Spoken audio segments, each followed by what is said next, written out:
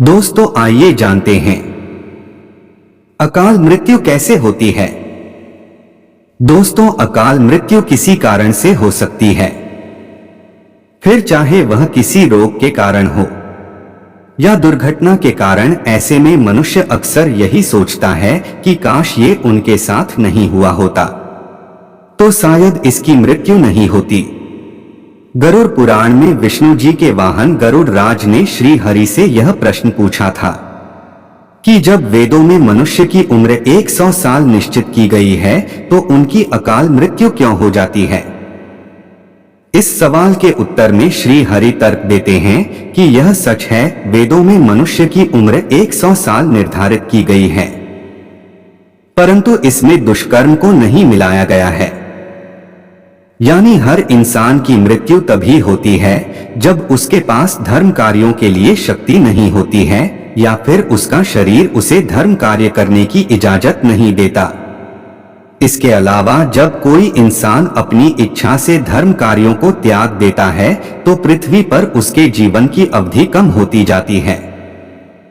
देखा जाए तो हर इंसान का कर्म होता है, उसका धर्म होता है। ऐसे में इंसान की मृत्यु तब होती है जब उसके पास अपने इन कर्मों को निभाने की शक्ति या इच्छा नहीं होती। इंसान की उम्र भले ही 100 साल हो, लेकिन अपने कर्मों के जरिए वह अपनी उम्र को खुद ही नष्ट करता चला जाता है। वेदों का ज्ञान न होने से मनुष्य जान ही नहीं पाता कि वह कब कुकर्म करता जाता है। अब बात आती है कि अकाल मृत्यु के बाद आत्मा का क्या होता है। गरुड़ पुराण में आगे विष्णु जी यह भी कहते हैं कि मनुष्य के जीवन के 7 चक्र निश्चित है।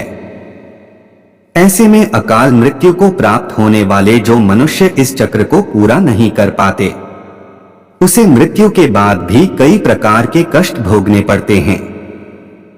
दरअसल अचानक ही मृत्यु होने की वजह से मनुष्य की इच्छा, कामना और तृष्णा बनी रहती है जो कभी पूरी नहीं हो पाती। ऐसे में शरीर तो नष्ट हो जाता है लेकिन आत्मा का मोह नहीं छोड़ता। इस स्थिति में अकाल मृत्यु वाली आत्माएं अपने परिजनों यह जीवित लोगों को भ्रष्ट पहुंचती है और अपनी मनोकामनाएं पूरी करने का भी प्रयास करती है।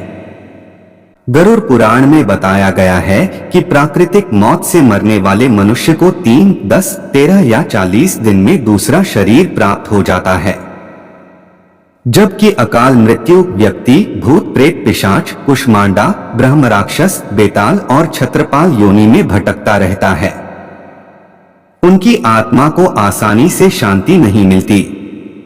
आपको बता दें कि अकाल मृत्यु में आत्महत्या को सबसे निचले दर्जे पर रखा जाता है। मृत्यु के कितने दिन बाद जन्म मिलता है?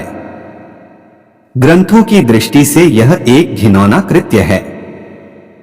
भगवान विष्णु जी ने गरुड़ पुराण में इसे ईश्वर का निरादर और अपमान कहा है। वह कहते हैं कि आत्महत्या करने वाले मनुष्य की आत्मा पृथ्वी लोक पर तब तक भटकती रहती है जब तक कि वह प्रकृति द्वारा निर्धारित अपने जीवन चक्र को पूरा नहीं कर लेती। ऐसी आत्मा को ना तो नरक लोक में जगह मिलती है और ना ही स्वर्ग लोक में। ऐसी आत्मा को मरने के बाद भी सबसे कष्टदायी स्थिति से गुजरना पड़ता है। यह आत्माएं अपनी तमाम इच्छाओं की पूर्ति के लिए अंधकार में तब तक भटकती रहती हैं जब तक कि उनका जीवन चक्र पूरा नहीं हो जाता। कष्ट को तो नहीं कम किया जा सकता, लेकिन गरुड़ पुराण में अकाल मृत्यु को प्राप्त मनुष्य की आत्मा की शांति के कई मार्ग बताए गए हैं। अकाल मृत्यु से बचने के लिए मंत्र। भगवान विष्णु बताते हैं कि ये मनुष्य परिजनों को नदी या तालाब में तर्पण करना चाहिए। साथ ही मृत आत्मा की इच्छा की पूर्ति के लिए पिंडदान और दान पुण्य जैसे सत्कर्म करने चाहिए ताकि उनकी आत्मा को जल्द ही मुक्ति मिल सके। यह सत्कर्म कम से कम 3 से 4 वर्षों तक करना चाहिए, तब जाकर कहीं अकाल मृत आत्मा को मुक्ति मिल पाती है और उनके नए जीवन की शुरुआत होती है।